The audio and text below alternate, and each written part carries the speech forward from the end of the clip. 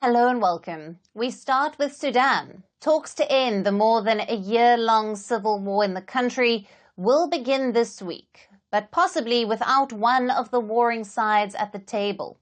The Sudanese Armed Forces, which have been fighting the paramilitary Rapid Support Forces, or the RSF, for over 15 months, have refused to participate in the upcoming peace talks. Mediator United States last month invited Sudan's warring sides to ceasefire talks, co-hosted with Saudi Arabia and Switzerland. The talks in Geneva are scheduled to start on Wednesday and could last up to 10 days. Though the RSF has confirmed its participation, the Sudanese army has rejected the invitation. On Sunday, consultations were held between Sudan's government and the US in Jeddah, Saudi Arabia.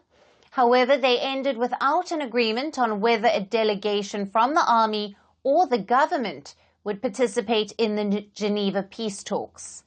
Now, the US has said that the talks will proceed this week despite the absence of the Sudan army. We would have preferred for these talks to start in April when we began trying for this round, if not April, May, if not May, June, then July. But we will move forward with this event this week, and that has been made clear to the parties. We have had a commitment and engagement from the RSF. We've had extensive engagement with the SAF, but they have not yet given us an affirmation, which would be necessary today for moving forward with seating them on the 14th. Though RSF leader General Mohammed Hamdan Dagalo reiterated his force's participation in the talks, he has announced a new force to continue its offensive in Sudan. In recent days, the RSF has continued its assault in parts of Sudan, including the areas near the capital Khartoum. The attacks have killed children in a designated safe space. The fighting has particularly intensified in the city of Al-Fashir in southwest Sudan, where at least 40 were killed during the morning prayers last week. Thousands have been trapped in the city without access to humanitarian aid. The US says the situation in Al-Fashir will be specifically emphasized during the talks, but Army Chief Abdel Fattah al-Burhan has reservations. He has said the RSF's actions, particularly its occupation of civilian areas, despite agreements made last year, have hindered him from sending a delegation for the talks. Last month, Sudan's army chief survived an assassination attempt after a drone targeted an army base that he was visiting. The chief blamed the attack on the RSF and ruled out any negotiations with the paramilitary. While the army has also raised concerns about the presence of the UAE in Sudan peace talks, Washington has insisted UAE's participation as an observer in the talks. The Sudanese government has outrightly rejected it, as it has accused the UAE of providing weapons to the RSF. The UAE has denied the allegations. So the Sudanese government will be a no-show in Geneva, and it is almost certain that the talks will be another failed attempt to bring peace. The civil war that erupted in April last year in Sudan has killed thousands, while over 10 million people have been uprooted from their homes. The UN says the country is on the brink of famine. The mediators have emphasized that there is no military solution for the conflict and only a dialogue could prevail. What would it take for both the sides to reach the negotiating table? Now, to discuss this further, we have with us Nicodemus Minde, a researcher at the Institute for Security Studies. He joins us live from Nairobi. Thank you for being with us. Thank you very much. Now, what are the main objectives of the Sudan peace talks, considering the Sudan's warring sides, one of which have not confirmed their attendance? What are the prospects of a ceasefire deal emerging from these talks? Well, as you have rightly put it in your introduction, these talks have been delayed since April. This was 12 months into the conflict. Now we are actually approaching the 15th month since the conflict erupted in April last year. So these talks actually are latest in several international efforts to bring to an end the war that has claimed, as you have put it, the lives of so many people and caused a lot of humanitarian crisis. But of course, it is also, these talks are aimed at providing some sort of a mechanism to monitor and implement some of the previous ceasefire agreements that have been reached by international actors.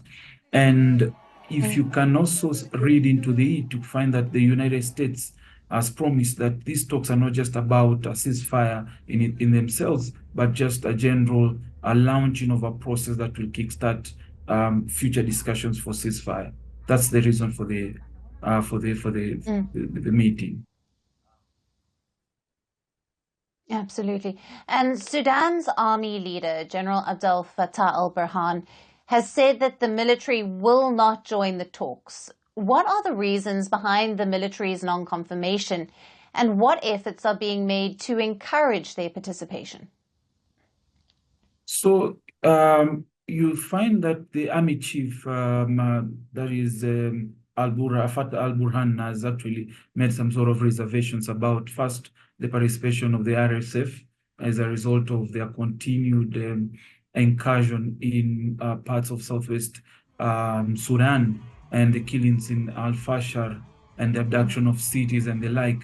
So he has reservations about the participation of the RSF, who have actually confirmed that they're going to participate in these talks in Geneva.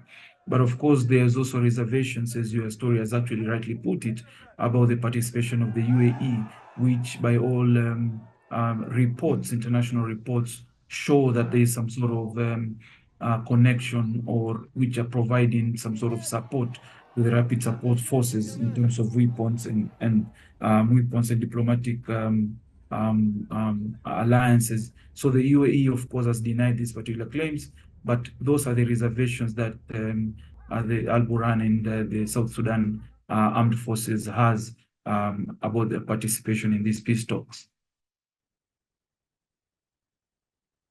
Right, and Nicodemus, can we explore what are the contributions and also the influence of the United States and Saudi Arabia in these peace talks? So if I may be able to give you some sort of a context, this conflict has a number of international dynamics, regional as well. So we have regional actors into the conflict, the likes of Egypt, the likes of African countries who are really interested in the resolution of this particular conflict. But we also have Gulf countries that are also interested in this conflict, the likes of Saudi Arabia, because the first round of talks that were carried out in the immediate aftermath of the conflict that happened last year were the Jeddah talks, which we saw now the involvement of Saudi Arabia. Of course, the United States is also an international actor because of its continued demands or calls for a cessation of hostilities, and of course for calling for issues around humanitarian, dealing with humanitarian crisis. So we see a plethora of actors, not just regional, but also international actors, who have also are intertwined in terms of their responsibilities and needs in terms of international politics as well as geopolitics. That's why you find the United States heavily involved in these particular talks. Of course, they also offer some sort of as a guarantor to these talks. Yes, absolutely. Thank you very much for being with us on Firstpost Africa and for your analysis and insights on the latest on these peace talks. Thank you very much.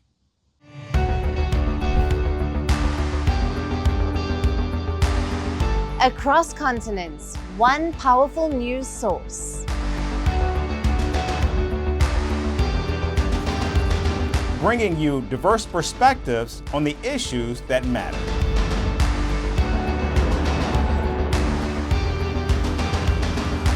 We go beyond the boundaries to give you that little extra about every sporting moment.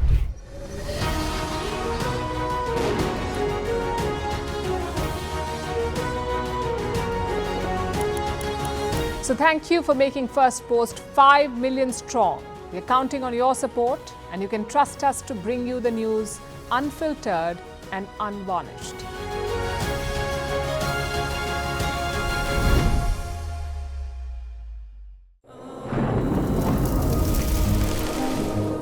Climate change is on our doorstep.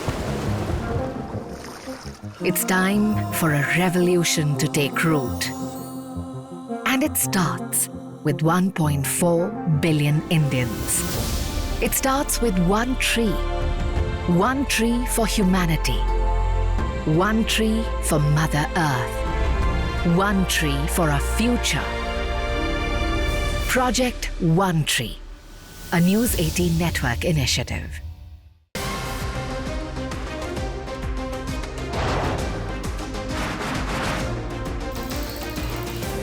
On the show today, the T20 World Cup bandwagon has moved across to the West Indies. What can we expect from this? Hello, I'm Alison Green, coming to you from Durban, South Africa. Today we have a special show. We start with a report on India's shifting nuclear posture. For the first time since India officially became a nuclear power. Hello and welcome to Firstpost America. I'm Aaron Ham, coming to you live from the nation's capital,